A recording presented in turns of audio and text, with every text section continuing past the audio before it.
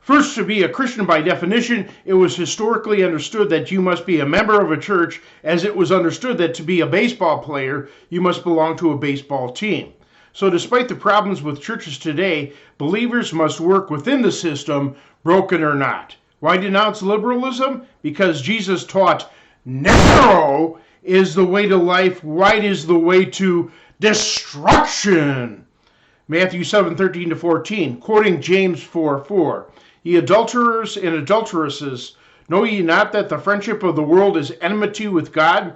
Whosoever therefore will be a friend of the world is the enemy of God. Liberal groups appeal to the unregenerated world to be as wide as possible, to bring in the greatest quantity of people and their money while disregarding quality. So I'll explain how to readily identify liberal groups. But first, I disagree with a couple things, such as the claim that denying that the Bible is God-authored is a warning sign. I'm one of the most conservative people, yet believe it's man-made. Now, if a surgeon believes that his medical books were man-made, yet sticks with reliable translations of the books and doesn't reinterpret them, he'll be a great surgeon if he implies himself. Liberals constantly claim that the Bible is God-authored, but it does them no good, as they use corrupt translations of the Bible and reinterpret texts that suit themselves. Others overemphasize the name of the church. Consider that groups teach and practice radically different things while having identical names, while some with very different names teach and practice almost the same things.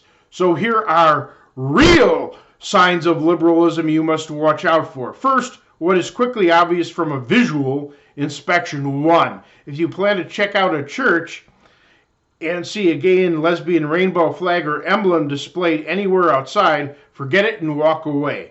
If after entering the building you see a gay and lesbian rainbow flag or emblem displayed anywhere, immediately walk out and never return. It's not about accepting the sinner, it's about embracing the sin. 2, if they have the NIV, New International Perversion, so-called Bible in their pews. Ideally, they should use the reliable Old King James. But if not, at least find one that teaches from a better Bible than the NIV. 3, if they have a flag of Israel on a stand, unless the church is in Israel. In the United States, this is bowing to our worldly, anti-Christian government and media, which is largely controlled by Jews. And Christian scripture warns against Judaizers, those who bring back the obsolete Jewish religion, which Christ nailed to the cross. 4, if they have a woman ordained as church leader or women preaching from the podium. Quoting 1 Timothy 2:11-12. Let the woman learn in silence with all subjection. I suffer not a woman to teach, nor to usurp authority over the man, but to be in silence. What don't you understand about that?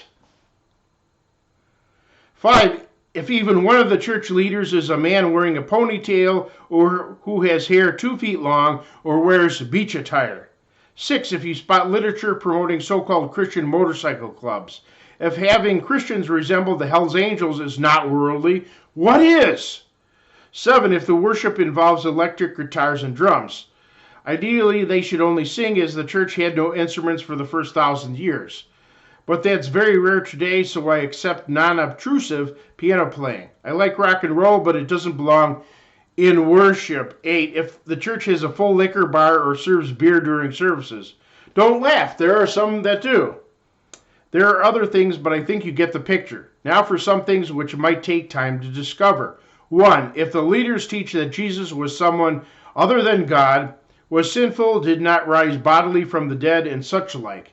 Denying the core beliefs about Christ automatically disqualifies you as a church group from being a church. Flee from such. 2, if they allow someone to speak from the podium who is not a confirmed Christian, such as a Jewish rabbi. One group even had the audacity to let infamous porn star Ron Jeremy be a guest speaker and play the piano. Quoting 2nd Epistle of John, verses 9-11. Whosoever transgresseth and abideth not in the doctrine of Christ hath not God.